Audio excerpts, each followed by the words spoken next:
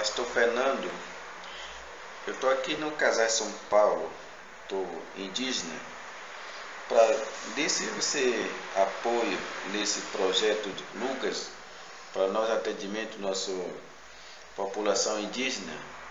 Estão pedindo um favor que desse e apoie em nossa aldeia. Então é por isso que estou precisando você levar equipamento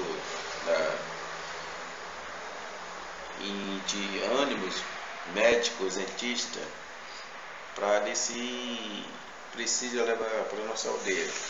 Então isso é importante para avisar para você, tem que estar dando apoio para nós aí. Pastor Fernando, muito obrigado. Estou de grande apoio. Seu nome? Meu nome, Tomequá Caiapó. Qual é o estado? Estado do Pará. O nome da aldeia? Cauaté. Fica próximo que...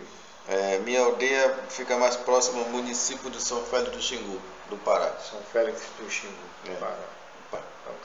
Então, muito obrigado aí.